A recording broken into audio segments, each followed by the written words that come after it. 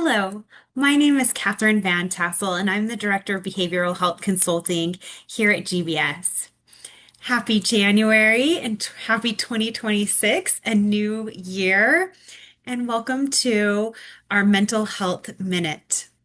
When thinking about what I wanted to talk about today, I thought it would be a good opportunity to discuss how our mood is influenced by our food.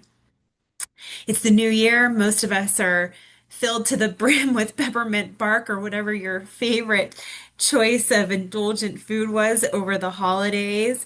We may be underslept and overscheduled, and coming into January is a bit of a fresh start.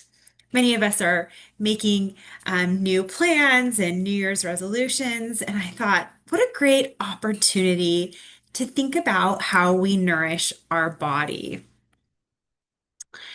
So, a good place to start, I thought, is why do we even eat the foods that we eat? Because many people have different nutrition patterns, favorites, the things that they buy. I don't know about you guys, but sometimes when I'm shopping in the grocery store, I'll look at other people's carts because I'm sick of what I'm eating and thinking, what are you eating? Do you have some new meal ideas for me? Well, when we look at what influences our eating behaviors, there's so much that goes into it. So, our physical environment, macroeconomic framework, who knew? Food marketing, healthcare systems, land use, transportation, public policy influences what we put in our mood.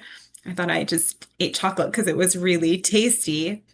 And then our individual factors. So, what foods did we grow up eating, our lifestyle, our income, access to food, what is around us and in our environment, and of course, social environment, friends, family, peers. But we have decades of research that shows us how we eat impacts everything from physical, thinking about our energy, blood sugar levels, to, of course, our mental health, focus, concentration, anxiety, depression. We have trials like the SMILES trial or Predimed that demonstrate dietary patterns rich in whole fiber-dense foods can reduce symptoms of depression and anxiety, increase our overall well-being. We can even see improvements in resilience. And a lot of this is related to our gut microbiome, which we will address. But I kind of think it's fun to maybe dispel some of the myths. And one of the myths is that healthy eating has to be expensive.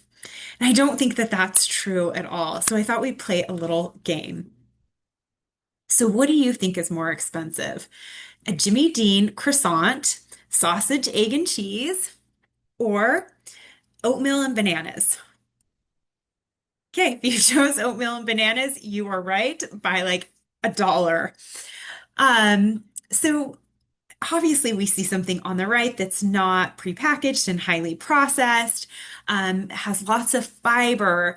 Bananas are great in terms of potassium and other nutrients.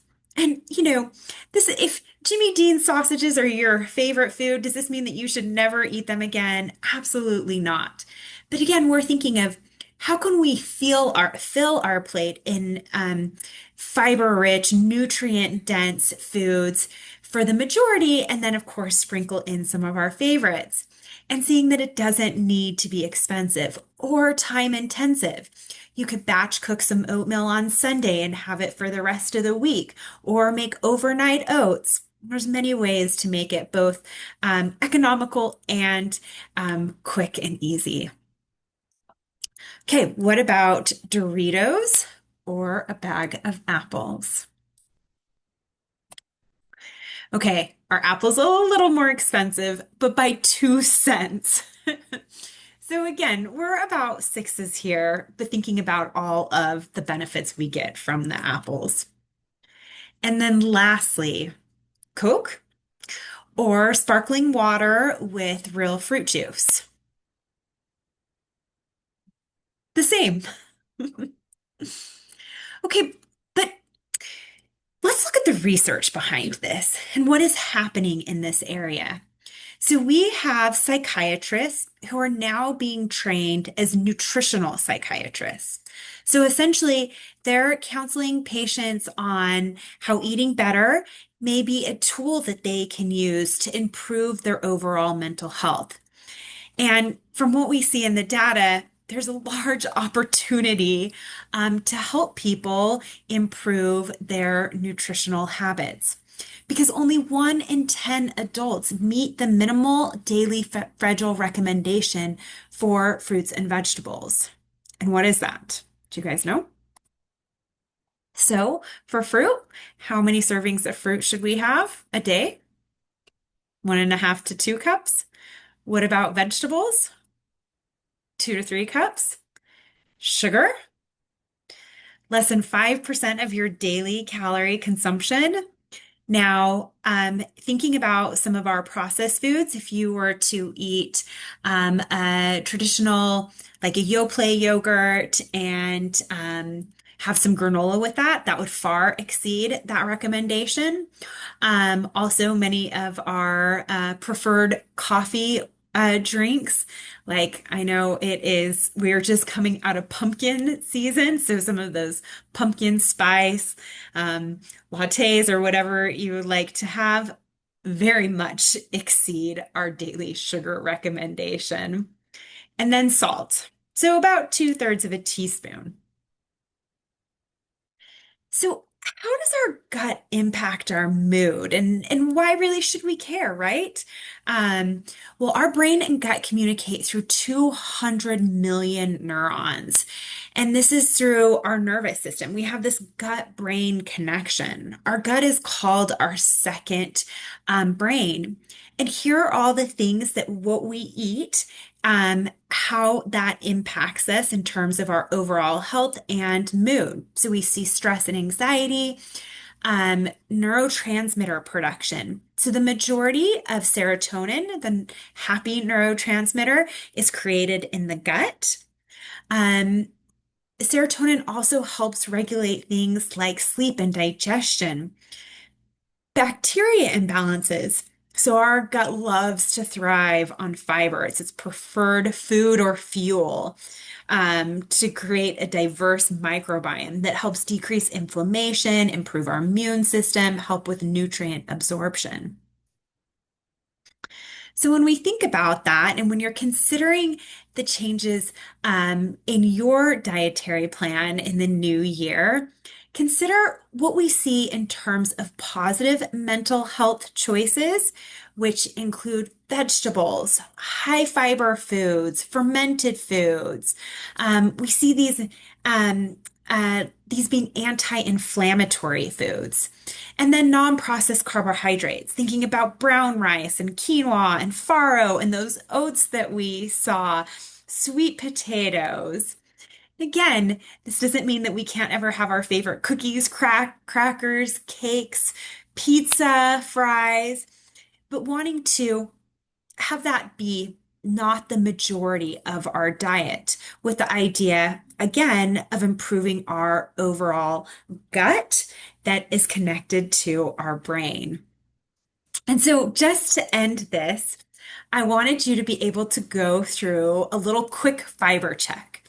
So, to make this simple, I don't want you to think about the foods you can't eat. I want you to think about the foods that you should be including in your everyday diet. So, how many of these foods can you eat every day and get to an ideal number? So, what does that look like?